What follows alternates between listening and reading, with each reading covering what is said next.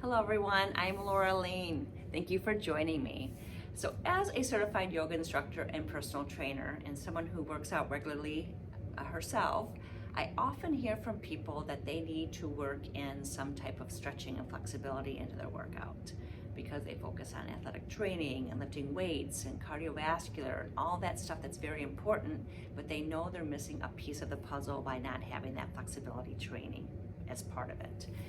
So my first thought always is like, have you ever tried a yoga class? Get some yoga into your schedule.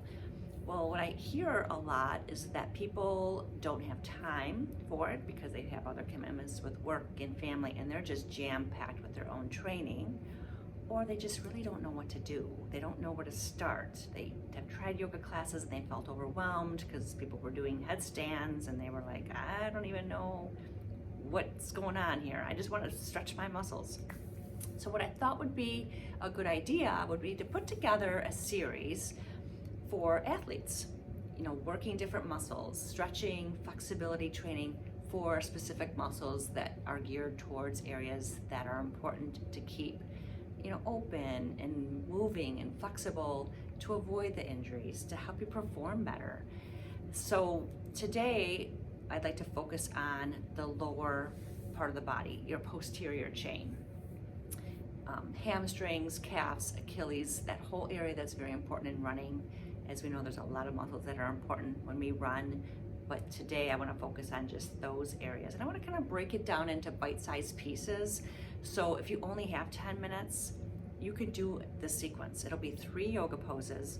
You can do the sequence. If you can try to fit it in 3 to 4 times a week, if you can get in more than that, even better. So what we'll do is we'll just kind of work through it. I'll show you what we're doing. I'll talk through it, but then as you learn it, you'll get better at it and you won't even need to follow along with me with the video. I have a yoga mat.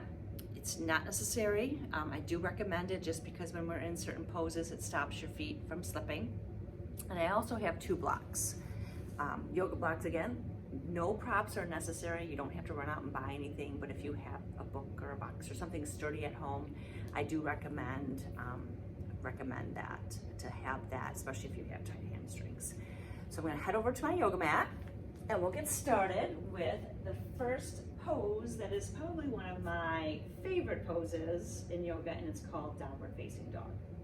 And I'll show you a little trick with this too. So have your blocks handy or your whatever kind of prop handy if you choose to use those today.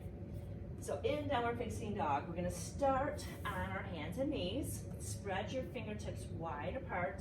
Have those hands underneath your shoulders, knees underneath the hips, curling the toes under, and we're gonna lift those hips up and back.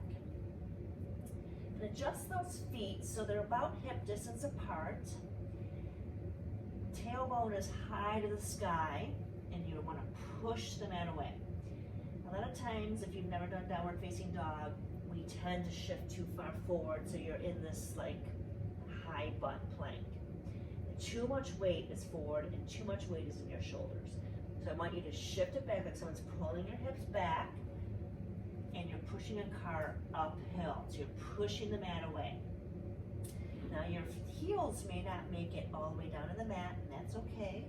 That's why we're doing this, right? To loosen up the back of the legs. And keep a slight bend into those knees. You want to keep the head resting between your arms. So this is kind of one of those, maybe taking 4 or 5 breaths in this downward facing dog. If you like to kind of walk the dog, alternate bending the knees one side to the other. Just kind of play around with this and see how you feel. It's also a really good stretch for the shoulders and the upper back. All right, so come down to the knees, and I'm going to show you a little trick with these blocks. So place the blocks right where your hands would be. Place the hands on the blocks, and we'll lift the hips up and back again. So now here, you're going to notice those heels are a little bit closer to the mat.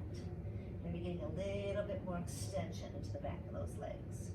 And again, you're still pushing those blocks away from you while you're lifting those hips up and back. So just a little guide with these blocks to help you maybe get a little deeper into the downward facing dog. And with that, maybe stay in downward facing dog, you know, for 4 or 5 breaths. All right, so going into the next pose, so I'm gonna create a little sequence for you so you can do this on your own at home without having to watch me and guide you through. All right, so come back to your downward facing dog. We'll start with the right side. So move the left foot to the center of the mat. Lift that right leg high to the sky. You're high on the ball of that left foot. So that left heel is far away from the mat. Right heel is pressing high to the sky. Flex your foot. So you've got a lot of activation going on to the left leg. Bring your knee in towards your chest. Look between your hands. Step your foot through. Now you may have to help it through, and that's okay. Hips and hamstrings may be limited, so that will stop you from being able to put that foot through now, but as we work through this more, you'll get better. Drop that back heel down. Thinking front heel, back heel alignment. Toes are on an angle. You're gonna lift the arms up into a warrior 1. All right, so in our warrior 1, you're really pushing back through that back heel, that back outer foot. Arms are up, shoulders are square to the front of the mat. And really drive that shin forward. That right knee is tracking over that right ankle. All right, so here's your true warrior 1. Palms are facing in. All right, so if your arms are noodly like you just did arms today, or they're just fatigued, bring them down to your hips, and really focus on those legs, the lower half of your body. Push the mat away with that outer foot and square those shoulders to the front of the mat. All right, moving into pose number 3. Shorten the stance, so bring that back foot in about 6 inches, maybe 4 to 6 inches. Straighten that front right leg. So we're gonna use those blocks once again. Grab those blocks. Now, there's different levels of these blocks. There's low, medium, or high. So when you're using these blocks, it's a great assist because you're really stretching that right hamstring. All right, so have them at the level you'd like them to be. Bring your hands to hips, so you're kind of starting in this pyramid pose. Right leg is straight, micro bend into that right knee. Start to hinge forward. You know what, and if you have a really tight right hamstring or left hamstring or both, you may not want to go any further than this. You just want to feel the edge of the stretch. You don't want to push so hard that you hurt yourself or cause any damage. So a light straight, little baby micro bend into that right knee. Start to hinge forward. Hands may make it to the block. And let the chest melt down towards your thigh. Now here, I want you to focus on that right hip bone for just a second. Start to drag that hip bone in towards the center of the mat. Right sit bone tucks underneath that right glute. Really feel that stretch go from the hamstring all the way up to that glute.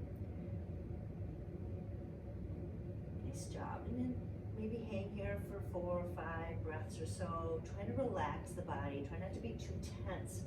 I think that's one of the mistakes people make in yoga poses is they tense everything up and they feel so tight. So try not to go so deep. Try to just go to where that edge is and feel like, yep, I feel it, but I don't want to push it. I just feel like I can kind of relax into it.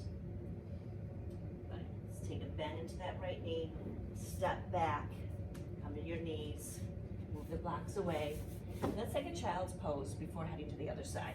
So take those knees wide, feet come together behind you, sink those hips back towards your ankles and walk those hands forward. So child's pose is an amazing resting pose if you're ever in a class. Or just feel like I need to take a moment. This is a great place to be. So reaching those arms forward, bend the elbows, place the forearms on the mat. Forehead can come all the way down.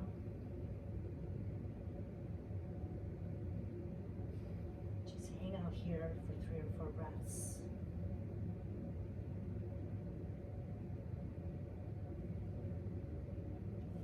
Up on the hands and knees, and you would repeat that whole thing on the other side.